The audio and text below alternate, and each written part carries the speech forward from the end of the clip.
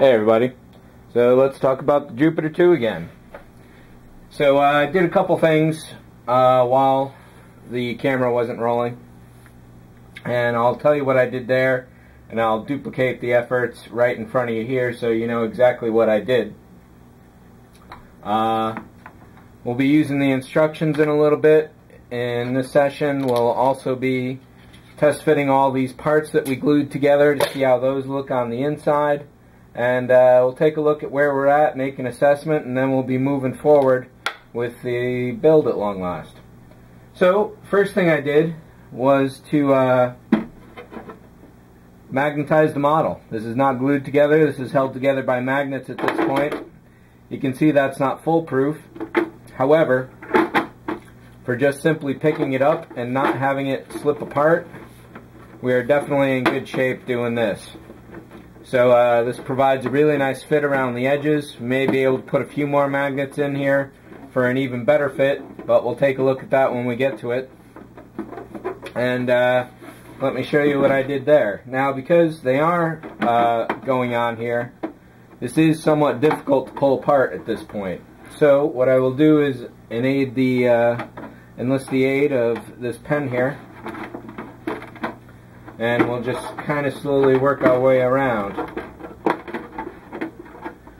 And we'll get this, and we'll get this one here.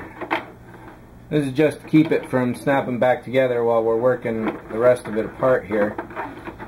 This back one is really strong. I don't know why it's so much stronger than the rest, but it is.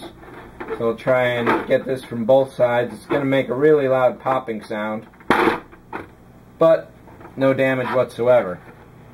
You'll also note that there's a lot of black paint going on here, so I'll talk about that in a few minutes as well.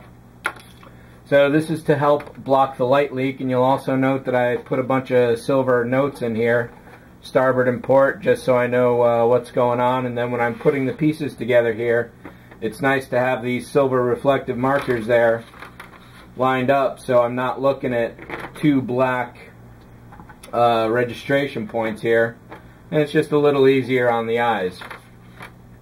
You'll also note on the bottom here, apart from the port and starboard, I should have put an aft there and a fore here, but I've also got a silver line around this, so when this piece is off, it's a little easier to see exactly how it's going to fit in. I was thinking this was the dead front here, but it's actually right around there. And again, we've got some more magnets going on. What I did here was to take a little styrene rod. Let me grab that out of the box here. So this is about 1/4 inch around. I just snipped a few pieces off. You'll notice there's a lot of white powder in here. That is not what you may be thinking. It is in fact baking soda. So when you mix super glue with baking soda, it produces this really strong crystalline reaction, and it's really strong setting, it's really strong sitting, and it's really strong reinforcement. So it's really good stuff to have, and definitely recommend it. For $1 or so from the dollar store, whatever you're going to pay at Stop and Shop or Ralph's or wherever you buy your stuff from, definitely pick up a box specifically for modeling. Not only is it good in the fridge, it's also good on your modeling bench too. So once I had that in, and let me show you how I did that actually. We'll get the top half out of here for the moment. So I do want to put a couple more magnets in here. And there we go with the lineup. So without the magnets, this floor really flops around easily, and it's a pain in the butt.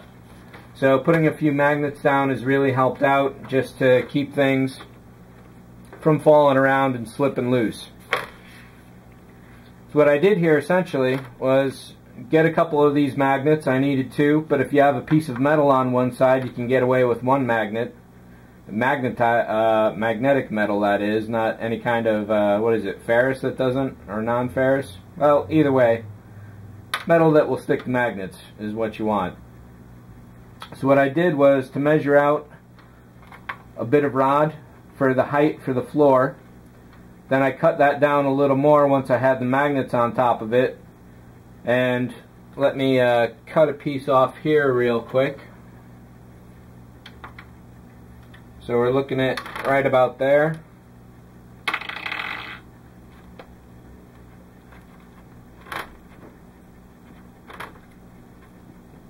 Always be careful when you're dealing with razors and your fingers, of course. So once I had an amount like this, basically I slipped it under the floor, cut a little more off. See if the scissors will work, and they do.